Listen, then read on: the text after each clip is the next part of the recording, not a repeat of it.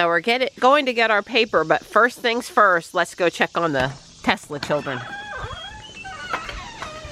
I've already been out here one time this morning and everything is fine. So, the 2018.32.2 finished going on Sapphire after we came home yesterday and Dawn scheduled the software upgrade. And Ruby, as I said yesterday, is on 2018.32.4. But the reason why I had Dawn come out here before we go get the paper is so he could just talk briefly about how we have Sapphire charging. Right. We've got a second high-powered wall connector. And so, but I have to run conduit and wire from the sub panel on the exact opposite side of the garage where Ruby is. Right. And I've got to run that, and I'm going to run it up in the attic. So it's really hot up there. Yeah, this is an October, late September project. I was really counting on Sapphire coming like in October. You know, people complain about Tesla. Oh, they're slow sold. Their dates are way off. So they said August or October. October. And what did they do with us? It was August. I would have rather had October. But anyway, I am going to do that, and I'm going to install a high-powered wall connector. Probably replace, this is my, back before we had the battery-powered blower. We used to use an electric blower that had that. That's right. Yep. So look, this is my, and it works great. Those reels are great if you have a reason for an extension cord. Right. So I might end up having to move that. But anyway, I do plan to install the other high-power wall connector right here in this general area. I haven't decided if I'm going to shorten the cord that comes with it or not. I looked at it, the cord, and I can shorten it. I don't know. I wouldn't recommend other people monkey with it, but I'll probably leave it 25 feet for a while. Wow, is that how long it is? Right, so it'll be coiled up. Yeah, you don't notice the length on the other one because it goes up the wall, across the car, down and over. Right, so it's on that J channel that's up there. Hi. That ate up all the slack in the charger cord. So anyway, we are charging on 120 volts right now. I set the amperage down to 8 amps just to be super conservative. It would have charged at 12 amps. So it's charged right at 1 kilowatt per hour. Okay. When we started yesterday, it said over 24 hours, and now it's down to about 22 hours left. Look, we're going to unplug it whenever we want to go. If we want to go, we'll just unplug it. But I'm just, you know, letting it sit here and charge. We don't have to worry about time of use because this is a weekend, which is flat rate, which is 7 cents a kilowatt. And then tomorrow is a holiday, so that's also flat rate. Oh, that's right. I'm not taking off tomorrow morning anywhere. That's right. It's Labor Day. That's right. Woo! So I said there's no really reason to worry about how long. It'll be done before we go back. Yeah, I think it conveniently says it would be done about right in time to go to school tomorrow morning if I had wanted to drive it. But probably been done right before we went to school tomorrow. That's right. Yeah, yeah. So anyway, it's trickle charge. It's tiny. It's slow charging. It's just because we could. Right, and as I said, you know, I'll have to get busy, but.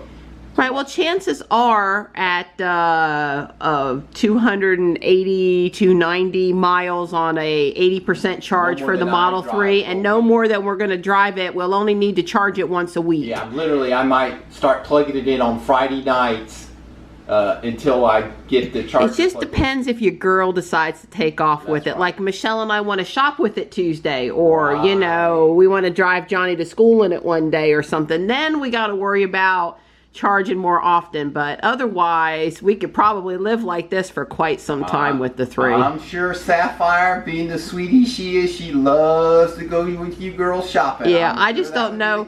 Well, Michelle and I are definitely going to take Sapphire shopping one time, but I don't think we can deal with the doors. The Tesla Divas need it's going to be fun for a novelty, but I don't think we're going to want to go shopping in Sapphire on shopping day on a regular basis. Yeah, well, I'm a guy, and I have to tell you, I miss the door, at least the door closing. The door opening is okay, yeah, that's good. You know, the fact that it pops open that extra foot and a half, 2 feet that's nice, but really, you know, I get in all the way in the seat, and of course with these bucket seats, you kind of go like thump into the seat. Well, the handle on the door is way over out there, and you have to really reach. And I'm not as flexible as I used to be, and my arms aren't really that long, and it's actually a chore to reach way over there. It's really nice just to be able to hit that brake pedal and poof, the door closes. The screen and tell it to close the door. I have to say that. So before too much of the day gets away from us and it gets any hotter, we're going to put the TuxMats in the free.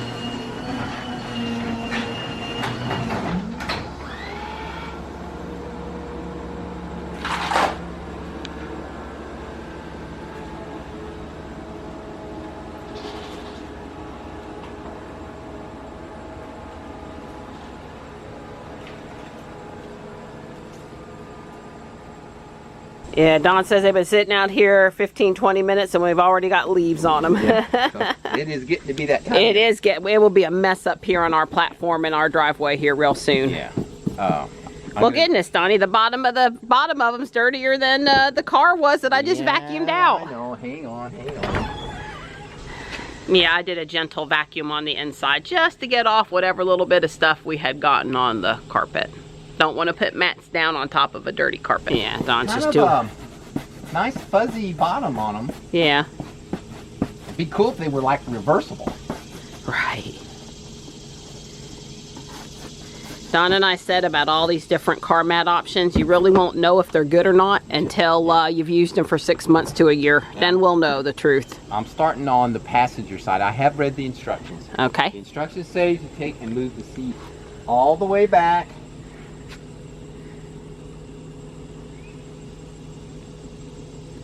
All the way up. And since the premium interior, it's moving it forward a little bit.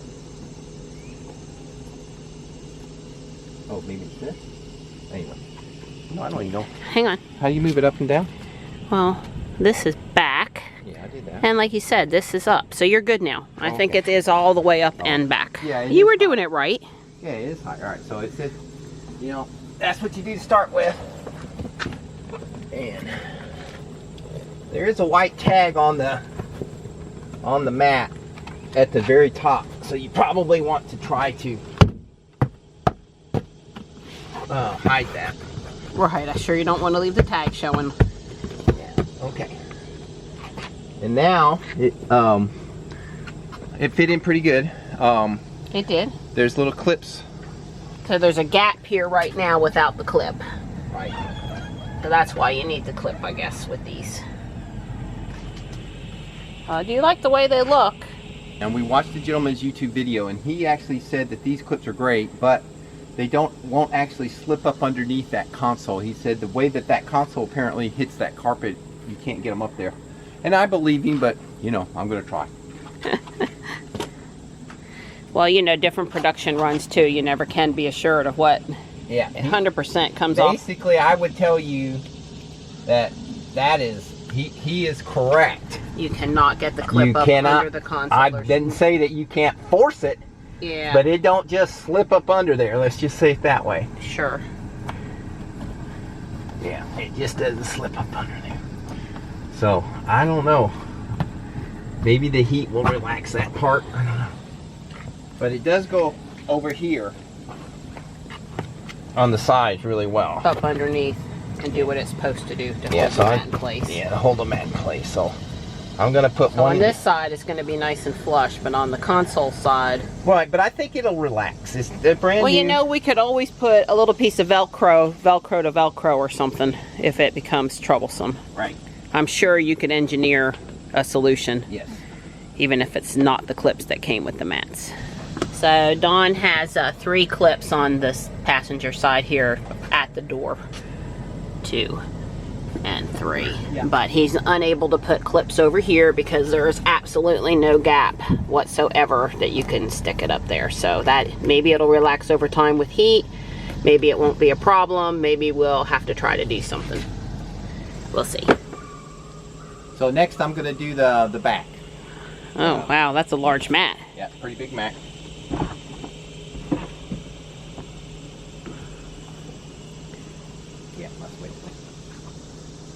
I'll come around to the other side. Don has me pushing the driver's seat all the way forward to make room for that mat back there.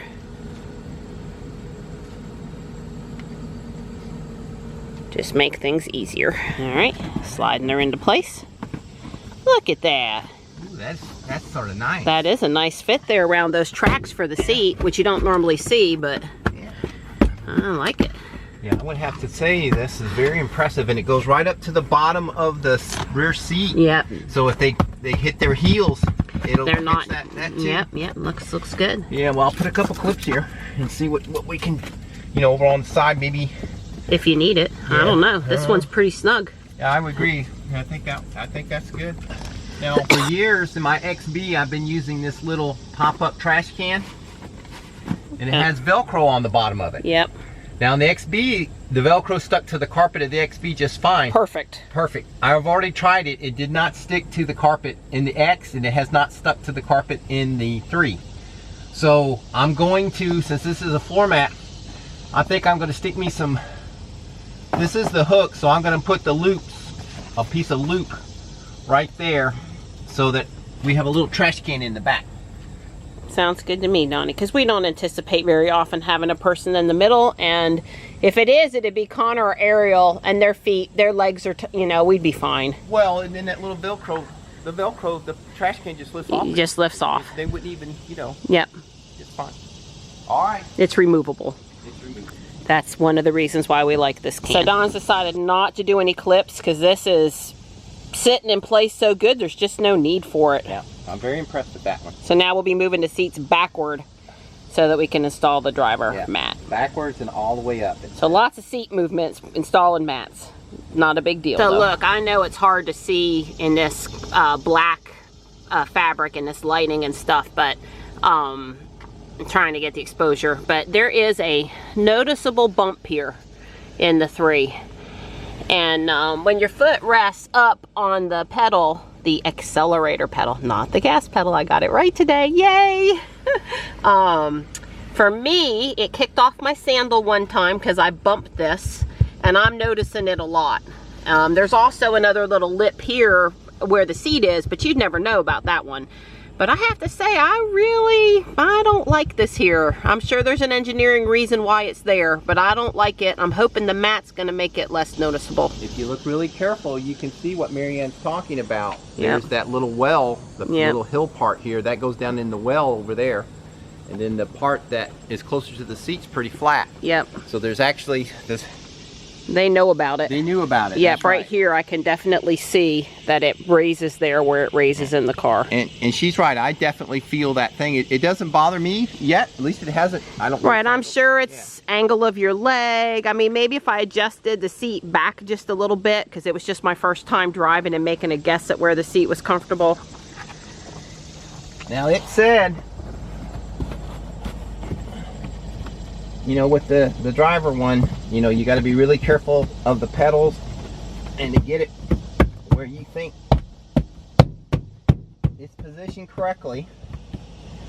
And I would say, oh, I really like that. It goes up way high. Yeah, it looks like it's not fits in there nice. Yeah, okay. So now it said use a marker or something to mark in the center of that hole. Now what's the hole for? It has a holder, a thing that goes, a hook that goes into the carpet, that grabs the carpet, and you can lock this in place. So it won't slide ever. So. Okay. Me and my handy drywall screw. That's all I got. Oh my God! So it has a little spike that's going to slip into the carpet and grab the carpet, and then this is going to go up. Yeah, it's like half of a staple. Yeah, and now this on its side. This rotates. So once you slip it over there, you rotate it, and that will keep that back of that mat from ever popping up in the center. So it won't pucker in the center. Okay. Yeah, I'm sure we've all driven in a car with ill-fitting driver's mat before, where it's moving around or bunching up under your feet or any of those other kinds of problems. So it will definitely be good that it doesn't do that. Go. So I slipped it in there, and it took a little pressure, and you can see I've made it between, it's got the carpet, but it's not poking into whatever's underneath the carpet. That's right. So you can actually hear it tapping. I do. Okay. So let me grab the mat now and put it back in there. Now I am going to put a couple clips still. Over here on the side. Yeah, but that's there. Maybe. Yeah. Yeah, I have to say I like the looks of them. And as long as they don't scuff over time. Yeah. That's what we're worried about with these. Will they scuff over time? Notice I did buy Dawn for the Model 3 a tissue box like I got for Ruby, only this one is black with white detailing. I like the way it looks. Good.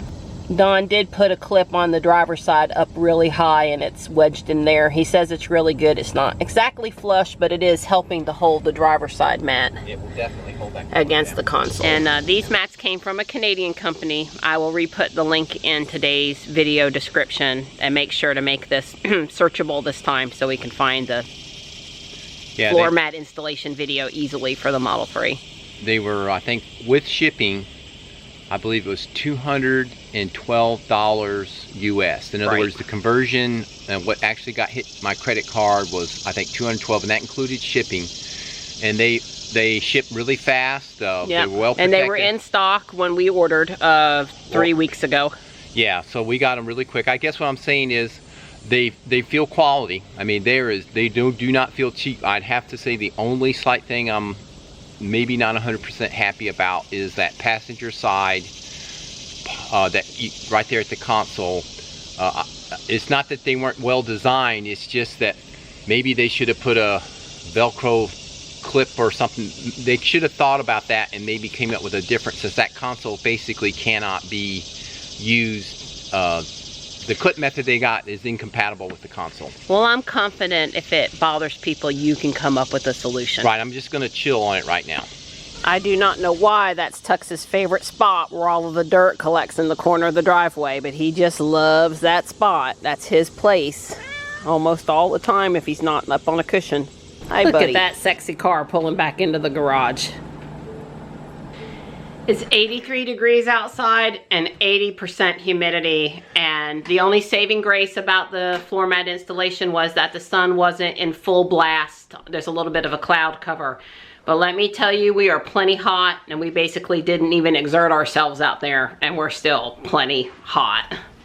I've pulled Ruby out of the garage, but before I take off, I wanted to say a few things. These topics are in no particular order, but just a couple of things that were on my mind to say. So I did have to put the pin in to get Ruby out of the garage. I guess over time we'll see if that's too much of a nag for me and or Dawn, and if so, we can reevaluate if we want to use it or not. I think it's easy enough to remove, although I haven't tried to do that yet. I also wanted to note that it is not accessible from the app on my iPhone X, which is, I believe, at the latest and current version of the app. You know, the time, the speed limit pin that was added a few software updates back. It is accessible. You can enter or clear it from the app. But this pin to drive, I don't see that you can do that. So I don't see an app interface to that pin, only from the MCU. But we're going to drive it for a few days and see what we think about it, if it becomes too inconvenient or not to use it. I had a few people ask, comment, joke what I plan to do about the channel name now, or the Model 3 Sapphire content. And at this time, I don't plan to rename the channel. It's still going to be TeslaModelXJourney, but really Tesla Ruby. And I also plan to just keep one channel. You know, Dawn and I talked about it. It's a lot of work to put out a video every day, and I'm a sort of a top-down programmer, you know, very sequential person. I'm not really an object-oriented programmer, so it's just easy for me to just throw in the things that we do that are relevant, either from a Tesla perspective or family life stuff I want to share. That's a daily thing, and whichever car we're in will be the car you get, and whichever you know, stuff to do. I will maybe try to go back a little bit more to putting in some comments in the video description about what is in the day's video, so you can make an informed decision about you know, whether or not that video applies to what you're looking for. But But I am just going to keep one video in the same channel, and I'll just try to do a little bit better job of indicating what content there is. You can pretty much rest assured any day of the year we are probably driving one or the other Tesla, and probably doing some talk about Tesla during that day. So I'm actually really excited with a bunch of ideas about what to do here in the next couple weeks to a month you know, now that we have Sapphire, now that we have options, I've got an influx of new ideas. So hopefully those of you watching the channel will enjoy. My mission in town is Harris Teeter for a few groceries, Guardian Angel because I can and I want to, and Pokemon Go, well, because, you know, I usually don't go out and not play any Pogo, and I didn't have a lot of opportunity yesterday. Not that I missed it, but I will today. I'm missing Johnny. You know, I love having him as my partner when I go out to town. He's very helpful and he's fun to be with, and you know, he's Dawn's a great time to have, and so is Johnny, and he will be back later today, so I'm looking forward to seeing him. First up, though, is to test that Autopilot S-Curve on the way into town, and then I'll also test it on the way out of town. Since we're at 2018.32.4, I want to see how it handles that curve. As other YouTubers do, I'm pretty much going to start testing any software update that I think addresses Autopilot, enhances Autopilot in any way on this particular curve, so we have some room for comparison. Last week I had done a comparison at the prior level, and so I'll let you know what I think today. I've only been out for just a minute or so, and already I'm getting a drop or two of rain on the windshield, but Ruby's not spotless, so no worries. Let me go ahead and engage Autopilot here for our test. Somebody asked me the other day if it was okay to use in the rain, and I would say yes. So I've engaged it at 5 miles an hour below the posted speed limit, so that I can give the car just a little bit of a better chance at staying within the lines on this S-curve. And I am holding the wheel, turning on my wipers now because it's raining a little bit more than I would like for it to. So that wasn't the best time to test with the dash cam recording the through the windshield for you. And I did just pass a car. You know, I don't know that it was any better or worse. It certainly was okay. You know, when I drive, I'm not always comfortable staying within the lane. As a human, I may re-record that S-curve coming into town later when it's not raining. We'll see. I don't know how much the rain on the windshield would affect the viewability of the dash cam footage, so yeah, we'll see if I get a chance to do that. Don and I ordered a dash cam for the Model 3 this morning, a DDPai Mini 3. We currently have a DDPai 6 Plus in Ruby, and I'm not sure if we're going to move that to the 3 and put the new one in Ruby, or how we're going to handle that, but we watched a bunch of videos this morning. Previously, we had watched the i1 Tesla video. They put the Mini 3, I think, in their Model S.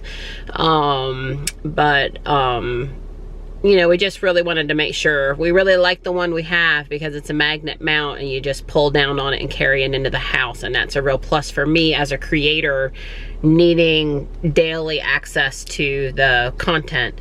But it has turned out to be a little bit of a thing of taking the little micro SD card out of the camera still, because it doesn't USB hook up to the computer, and then I have to use Dawn's Chromebook to pull the footage because the file system on the card isn't compatible with Mac.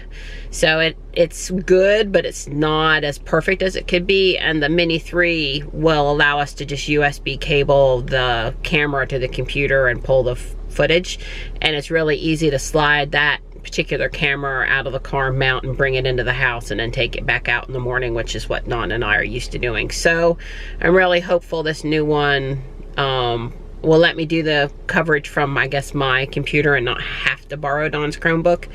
And, you know, will be as easy to use and as good a quality as the one we have now, because we love the one we have now. Plus, the thing with the DDPai is you get a little button on the dash.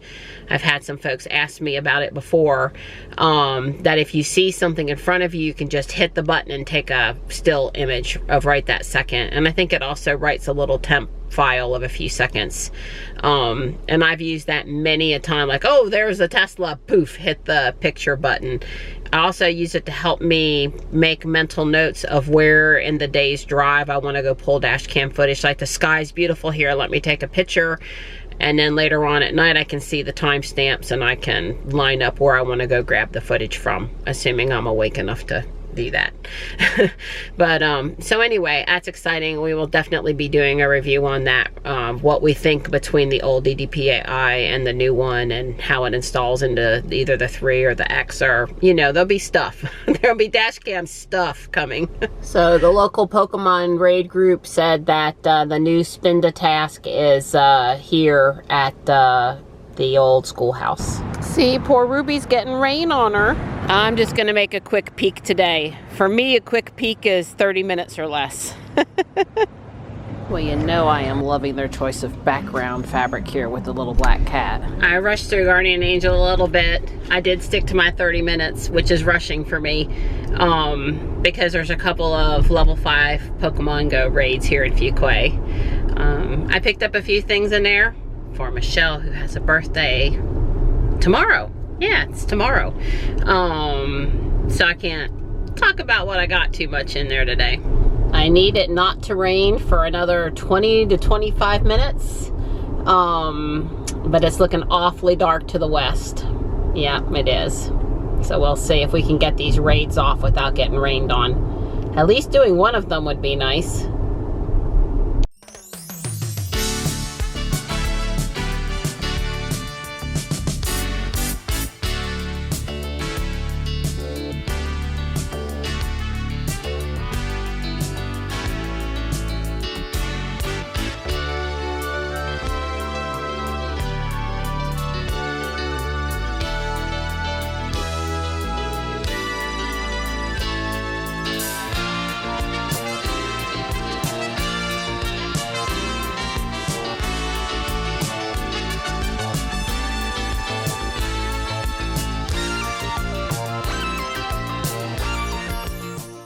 Well, let's see.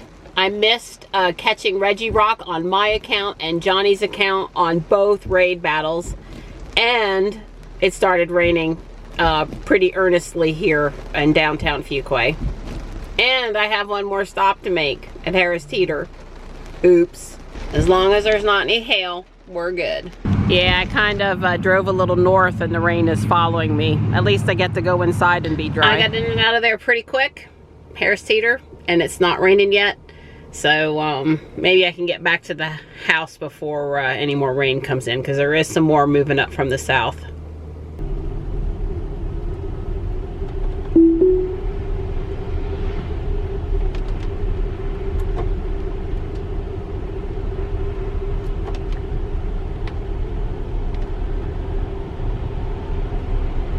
The speed limit is 35 here.